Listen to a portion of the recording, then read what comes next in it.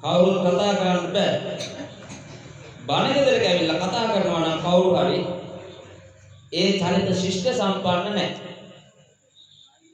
පිරිමි වෙන්න පුළුවන්, ගැහැණු වෙන්න පුළුවන්.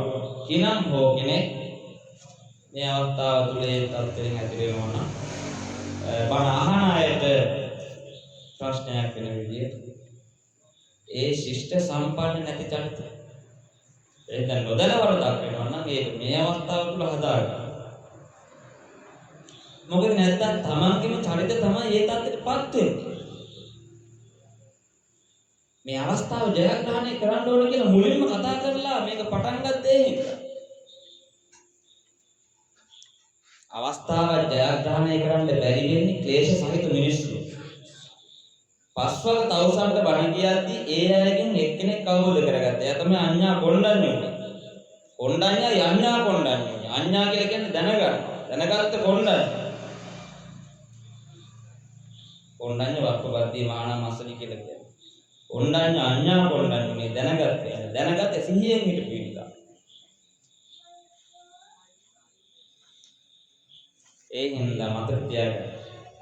ඇහැ තේරුම් ගත්තොත් ඇහැ ඔස්සේ හටගන්න හිත තේරෙනවා. දැන් ඔය අවසියෙන් ලෝකේ බැලුවොත් ඒ ගොඩක් හොඳයි මේකට. ඒ කියන්නේ ඒ හොඳයි කියන මානසිකත්වයේ විතරක් නෙවෙයි අපිට තේරෙනවා අපේ මේ ජීවිතය ගත කරගෙන ඉඳලා අපි ඇහැෙන්ද පුදුම ප්‍රශ්න තොගයක ඉන්නවා. හැබැයි මේ ප්‍රශ්න තොගයක ඉන්නේ වර්ණ වලින් වර්ණ ගැනුණා මහ පොළොවේ පස් වලින් එක එක විදිහට ඒවා උණු කරලා හරි රත් කරලා හරි දිය කරලා හරි හදපු වස්තු. දැන් මේ ගේ උනත් දිය කරලා හදලා තියෙන්නේ. දිය කරලා තමයි නැවත කනත් එකපත් වෙලා තියෙන්නේ. මේක එකපාර ගිනි ගන්නවා. යම් තාපයක් දුන්නොත් එහෙම ප්‍රබල විදිහට මේක ගිනි ගන්නවා. මේක දිය කරලා දාන්නත් පුළුවන්. මේකට හුලඟට මේකේ කැලි කැලි වලට විසිරලා යන විදිහට තියෙන්නේ. මේ ස්වභාවය යන්නේ ඒක. ඒක අපි ඇලිලා තියෙන්නේ මොකේද? දැන් ඔන්න මගේ කය කියලා එකක් තියෙනවා. ඔයා ගිය සතියේ තිබුණ කය නෙමෙයි දැන් තියෙන්නේ.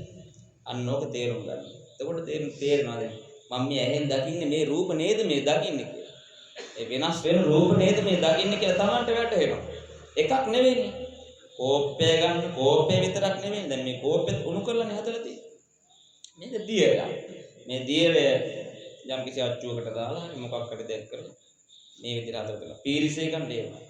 ඔය මල් වට්ටි ගන්න හැමදේම එහෙම. සියල්ල ඒ තත්ත්වයේදී. ඔකට කියනවා අපි භූත ධාතු හතර කියලා. පඨවි ආපෝ තේජෝ වායෝ. හරිද? භූත ධාතු හතරකින් යුක්ත අපිත් එහෙම තමයි. එකපාරට කරන්ට් එකක් දුන්නොත් එහෙම නේද? එකපාර ලොකු කරන්ට් එකක් දුන්නොත් අපි ගිනි ගන්නවා. මම දැක්කා ඉන්දියාවේ අර විදුලි වේගයෙන් යන ට්‍රේන් උඩ තියෙන කරන්ට් වයර් එක තියෙන්නේ. ඒක ඒ කම්බිය ප්‍රබල කරන්ට් එකක් කෙන එක. කොල්ලෙක් ගිහිල්ලා ඒකට අත දෙනවා. ඒ අත තිබ්බ ගමන් මොකද වෙන්නේ? ගිනි ගන්නවා. ඊට පස්සේ මම දැක්කා දැන් අවුරුදු 7-8කට කලින් රඹුටන් කඩන්න ගිහිල්ලා ළමයි පල්ලෙහා තමයි පාර තියෙන්නේ. ඒතකොට ලයිට් කණුවෙන් නිසා නෝනේ ලයිට් කණුවේ භාගයක් එනවා බිම් මට්ටමට. ඒ ගෙදර තියෙන.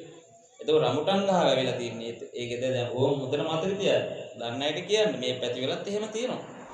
එතකොට අර ළමයි නගිනවා රඹුටන් කන්න. රඹුටන් ගහේ අත්ත අරකට මේ වෙන ඊට පස්සේ ලී අරම ඒ ළමයිට තේරෙන්නේ කොහොම හරි කරන්ට් එකට සම්බන්ධ වෙලා ගහට කරන්ට් එක එනවා. මොකද වෙන්නේ ඊට පස්සේ? ළමයි හතර දෙනාම ගිනි ගන්නවා. තේරුණා? එහෙම දෙයක්. ඊට පස්සේ මම දැක්ක තව එයාපෝට් එක ස්ටාර්ට් කරලා තියෙන ප්ලේන් එකක් ළඟට යනවා ඒ සේවකයෙක්. ගිහපු ගමන් මොකද වෙන්නේ? මේ පැත්තෙන් ඇදලා ගන්නවා එහා පැත්තට. කුඩක්වත් නැහැ. මොකද වෙන්නේ? කුඩක්වත් නැහැ. පොඩි රතු පාට වතුර පාරක් වගේ යනවා. එච්චරම තමයි. පැහැදිලිද? අන්නේමකි ස්වභාවයෙන් යුක්තයි මේක. මේක මතක තියාගන්න. මැරෙන්න මෙච්චර හේතු තියෙන ලෝකේ මරණය නෙමෙයි පුදුමේ. මට මේක මතකයි. මරණය නෙමෙයි පුදුමේ. මැරෙන්න මෙච්චර හේතු තියෙන ලෝකේ ජීවත් වෙන එක තමයි පුදුම. හරි? මරණය පුදුම වෙන්න දෙයක් නෙවෙයිනේ. මෙච්චර හේතු තියෙන ලෝකේ ජීවත් වෙන එක පුදුමයක්. ඒ ජීවත් වෙනවා කියන්නේ දැන් මෙන්න මේ කය යනවා. දැන් ඔයාට අවුරුදු 25ක් 30ක් වෙන්න පුළුවන්.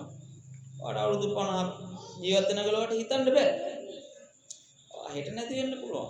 ඒක තමයි මේකේ සිස්ටම් එක. මේකේ යන රිද්මයක් තියෙනවා. ඒ රිද්මය තේරුම් ගන්න. මේ හින්දා සබාධමයට එක් වෙන්න වෙනවා. අන්න සබාධමයට එක් වෙන්න නම් සබාධම කතාව තේරුම් ගන්න ඕනේ. අපිට පොතක් ගැන නිර්වචනයක් දෙන්න බෑ. මේ පොත කියවලා තේරුම් ගන්න ඉන්න නැතුව. එහෙම නෙමෙයි. අපිට නිර්වචනයක් දෙන්න බෑ. දෙයක් තේරුම් ගන්න නැතුව. හරි? එහෙනම් ඉස්සල්ලාම බලන්න ඕනේ මේ ඇහෙන් පේන්නේ මොනවද කියලා බලන්න. අපිට ඇත්තටම ඒව තේරුම් ගන්න බැරි නම් අපි මොකටද සල්ලි වලට? අපි මොකටද පොත්පත් කියුවේ? අපි මොකටද ගණන් ඉගෙන ගත්තේ? අපි මොකටද විද්‍යාව ඉගෙන ගත්තේ? අපි මොකටද සෞඛ්‍ය ආරාමය ඉගෙන ගත්තේ? කතාව හරියට තේරුම් ගන්න නැත්නම් අනිවාර්යෙන් අපි ඉන්නේ අන්ධකාරය.